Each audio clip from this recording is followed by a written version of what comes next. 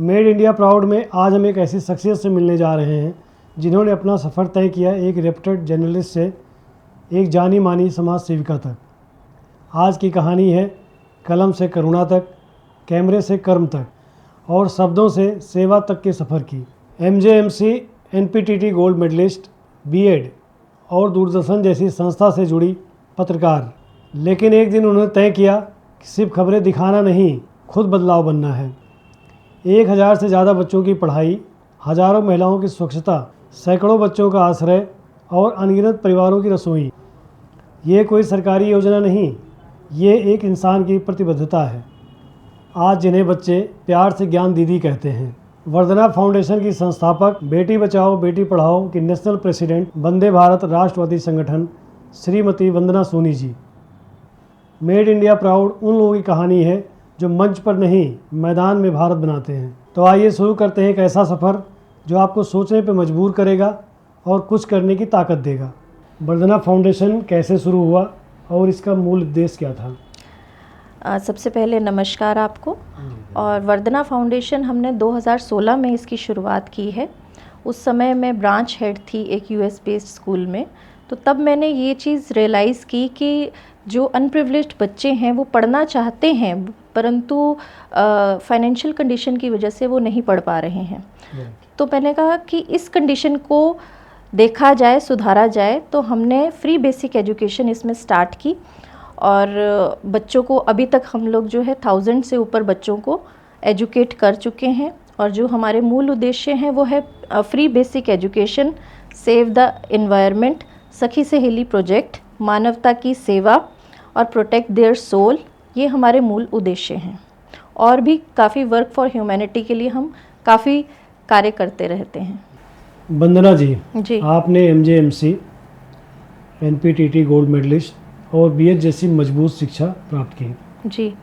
आपने दूरदर्शन जैसे प्रतिष्ठित संस्थान में काम भी किया जी। तो वो कौन सफल था जिसमें आपने ये सोचा कि जीवन अब समाज को समर्पित होगा? जी, जब मैंने एजुकेशन डिपार्टमेंट में मैं आई मैरिज के बाद, तो मैंने ये चीज़ रियलाइज़ की कि बहुत सारे बच्चे जो हैं वो शिक्षा से वंचित हैं सिर्फ फाइनेंशियल कंडीशन के कारण। तो इस चीज़ ने मुझे मन तक ये चीज़ बात पहुंचाई कि नहीं, बच्चों की शिक्षा से रहित बच्चे नहीं होने चाहिए, बच्चों को एजुकेशन मिलनी चाहिए। तब मैंने ये चीज़ की शुरुआत की कि वंदना फाउंडेशन में हम लोग फ्री एजुकेशन देंगे। और आज तक हम लोग जो है वो 1000 से ऊपर बच्चों की एजुकेशन स्पॉन्सर कर चुके हैं। और मैं आगे भी चाहती हूँ कि कोई भी ऐसा बच्चा ना हो समाज में जो कि शिक्षा से रहित हो। और मैं समाज से, लोगों से भी ये आग्रह करना चाहती हूँ कि अगर आप बच्चों को एजुकेशन दे सकते हैं तो प्लीज़ उसमें अपनी सहभागिता दें। अगर आप थोड़ा थोड़ा भी कंट्रीब्यूट करेंगे, क्योंकि बूंद बूंद से सागर भरता है, तो हमारे समाज के लिए वो बहुत बड़ी बात होगी और हमारा भारत बहुत ऊंचाइयों पे पहुंच सकता है। 1000 प्लस बच्चों की फी स्पॉन्सरशिप, लाइब्रेरी जी, सिलाई सेंटर्स जी, कपड़े जी, राशन, ये सब कैसे संभव हुआ? देखिए, जब हमने शुरुआत की थी तो वो 1000 बच्चे नहीं थे, वो एक बच्चे से स्टार्ट किया था। तो हमारी स्ट्रॉन्ग डिटर्मिनेशन और विल पावर, दृढ़ निश्चय और साथ में कंसिस्टेंसी, और मेरी वंदना की टीम जो हमेशा मेरे साथ खड़ी रहती है, मेरी फैमिली जो मेरे साथ हमेशा रहती है, इन सब ने मेरा पूरा साथ दिया। तो आज वंदना फाउंडेशन जो है वो पूरी ऊंचाइयों पर है। आप बेटी बचाओ बेटी पढ़ाओ के नेशनल प्रेसिडेंट भी हैं जी। आज समाज पर सबसे बड़ी चुनौती क्या है? देखिए, आज समाज में सबसे बड़ी चुनौती है लिंग अनुपात रेशो, जो कि अगर हम यूपी की बात करें तो वो 1000 पुरुषों पे 918 लेडीज़ हैं। और ये दर जो है वो हरियाणा में और भी कम थी, परंतु 2025 में बहुत ज़्यादा इम्प्रूवमेंट आई है इस चीज़ में। तो लिंग अनुपात रेशो पे वर्क करना, क्योंकि पहले बेटी को हम लोग बचाएंगे तभी हम बेटी को साक्षर कर सकते हैं और तभी देश जो है वो आगे बढ़ सकता है। तो बेटियों को बचाना is very important. 10,000 plus sanitary pads, 100 plus awareness workshops जी। महिलाओं के स्वास्थ्य पर इतना फोकस क्यों? देखिए, महिलाओं का स्वस्थ रहना हमारे समाज के लिए और उनके परिवार के लिए बहुत इम्पॉर्टेंट है। इसलिए हमने सैनिटरी पैड्स की डिस्ट्रीब्यूशन आरंभ की थी, और जो कि हमने सखी सहेली प्रोजेक्ट के अंडर किया था, जिसमें कि हमने उनको पर्सनल हाइजीन को लेकर लेक्चर्स दिए। हमारी बहुत सारी ड्राइव्स चलती हैं जिसमें कि पर्सनल हाइजीन पे बहुत सारे लेक्चर्स दिए जाते हैं। बच्चियों के लिए अलग अलग आश्रम्स में दिए जाते हैं, महिलाओं के लिए दिए जाते हैं, जिसके कारण उनके स्वास्थ्य में बहुत इम्प्रूवमेंट आई है। तो हमारे समाज में महिलाओं की हेल्थ इम्प्रूव्ड होना और हेल्थ पे फोकस करना इज़ वेरी इम्पॉर्टेंट। 400 प्लस बाल आश्रम बच्चों की देखभाल, जी, ये भावनात्मक रूप से कितना कठिन है? भावनात्मक रूप से ये बहुत कठिन होता है, क्योंकि अलग अलग आश्रमों में हम लोग जाते हैं और वहाँ पर हेल्प करते हैं। कई जगह पे कुष्ठ आश्रम है, कई जगह पे छोटे बच्चों के आश्रम हैं। तो उन सब को देखना, उन सब की हेल्प करना, उससे हमें समाज का एक आईना दिखता है और हमें समझ में आती है कि अभी समाज में और कितनी ज़्यादा इम्प्रूवमेंट की आवश्यकता है। तो ये थोड़ा भावनात्मक रूप से कठिन है, परंतु सब लोग मिलकर प्रयत्न कर रहे हैं, हम लोग आगे बढ़ने के प्रयत्न कर रहे हैं, तो ज़रूर हम इस चीज़ में सफल होंगे। एक अच्छी समाज सेविका में कौन से गुण होने चाहिए? एक अच्छी समाज सेविका में संवेदनशीलता और कंसिस्टेंसी, दृढ़ निश्चय, और साथ में समाज को सुधारने की इच्छा और मातृत्व भाव और गोपनीयता, ये सारे गुण होने चाहिए। गोपनीयता बहुत आवश्यक है, क्योंकि समाज आपके पास आकर अपनी जो बातें करता है, कई लेडीज़ आती हैं जो अपने दिल की बातें करती हैं, तो वो चीज़ें जो हैं वो गोपनीय रखना बहुत ज़रूरी है। तो ये सब चीज़ें जो है एक अच्छी समाज सेविका में होनी चाहिए। एक मातृत्व भाव होना चाहिए, करुणा होनी चाहिए, ये सब चीज़ें होनी चाहिए। आपको ज्ञान दीदी कहा जाता है जी, इस नाम का आपके लिए क्या अर्थ है?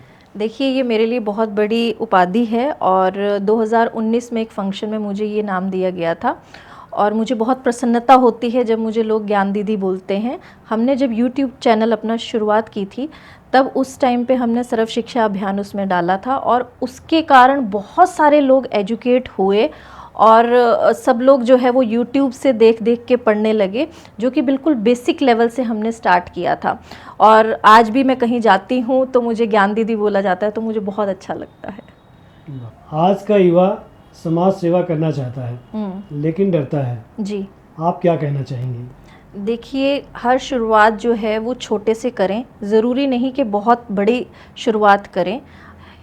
तो आप अगर एक बच्चे से भी शुरू करें या छोटी सी चीज़ से भी शुरुआत करें, तो आप बहुत बड़े तक पहुंच सकते हैं। तो आपकी कंसिस्टेंसी, आपका दृढ़ निश्चय, ये बहुत ज़रूरी है किसी भी कार्य को करने के लिए। तो मैं युवाओं को यही कहना चाहूँगी कि आप शुरुआत करिए और छोटे से करिए।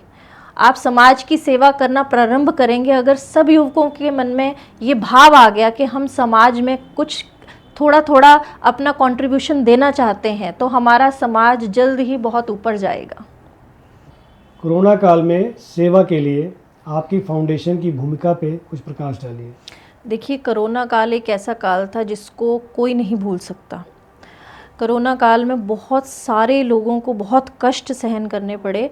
उस समय हमारी फाउंडेशन भी कार्यरत रही, राशन डिस्ट्रीब्यूशन, ऑक्सीजन सिलेंडर की डिस्ट्रीब्यूशन, और साथ में जो लोग क्वारंटीन थे उनके खाने का प्रबंध करना, ये सब हमारी फाउंडेशन ने ज़्यादा से ज़्यादा कोशिश करी कि उन तक पहुंच सके और उनको ये सब सुविधाएं उपलब्ध करवा सके, क्योंकि उस समय छोटी से छोटी चीज़ भी बहुत इम्पॉर्टेंट हो रही थी। लोगों के घर तक दवाइयाँ पहुंचाने तक का काम हमारी फाउंडेशन ने किया है।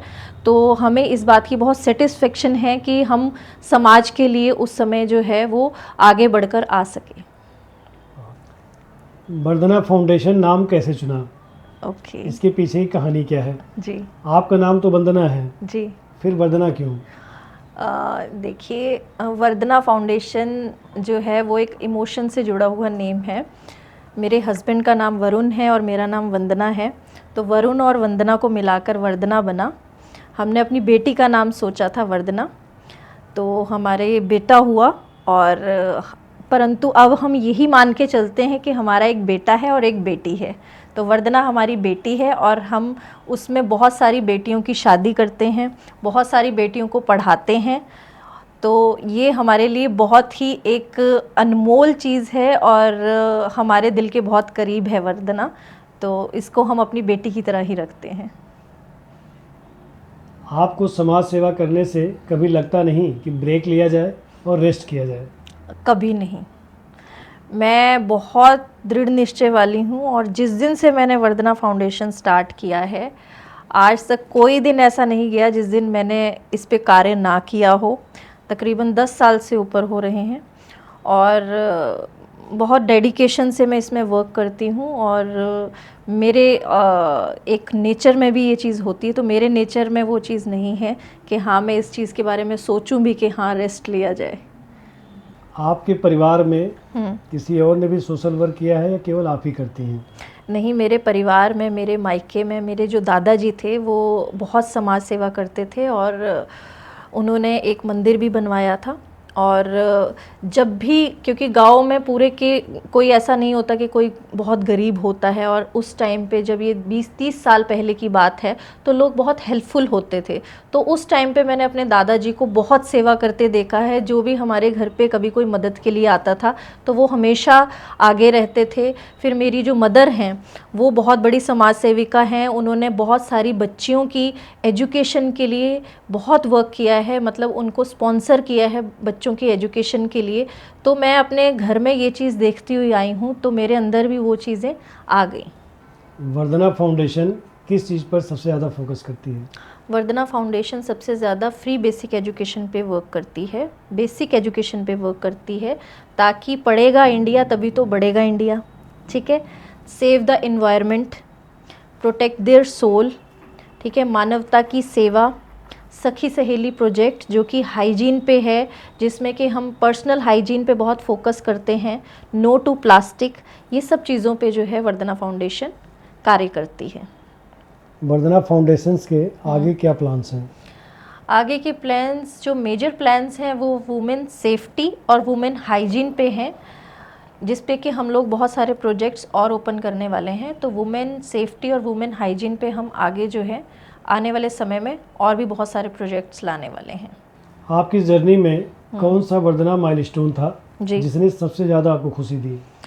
देखिए, बहुत सारे माइलस्टोन हैं, परंतु एक दिन झुग्गी से कुछ औरतें आई मेरे पास और उन्होंने आकर मुझे बताया कि मैम हमने आपके चैनल से पढ़ना सीख लिया है। और वो मेरे लिए बहुत प्रसन्नता भरा पल था जब उन्होंने मुझे अपने सिग्नेचर्स भी करके दिखाए और लिख के भी दिखाया कि मैम हम लोग अब पढ़ना जानते हैं और आपके कारण ये संभव हुआ है। तो वो मेरे लिए माइलस्टोन था कि मेरे चैनल से लोग जो है वो बच्चे जो हैं, महिलाएं जो हैं वो पढ़ना सीख रहे हैं। और हमारे यूट्यूब के कारण हमें राजधानी गौरव अवार्ड से भी सम्मानित किया गया और भी बहुत सारे अवार्ड से हमें सम्मानित किया गया। और इसी तरह से आगे भी हम लोग यही चाहते हैं कि लोग जो हैं, जो अनप्रिविलेज्ड बच्चे हैं और जो नहीं पढ़ पा रहे हैं, वो हमारे चैनल से जो है वो ज़्यादा से ज़्यादा एजुकेशन प्राप्त करें। नए समाज सुधारकों के लिए आपका क्या संदेश है जो इस कठिन राह पे चलना चाहते हैं? मेरा नए समाज सेवकों के लिए यही संदेश है कि आप दृढ़ निश्चय रखें और कोई भी प्रॉब्लम अगर आपके राह में आती है तो उसको इग्नोर करें और आगे बढ़ें और दृढ़ निश्चय से आगे बढ़ें, ताकि आप समाज के लिए कुछ कर सकें।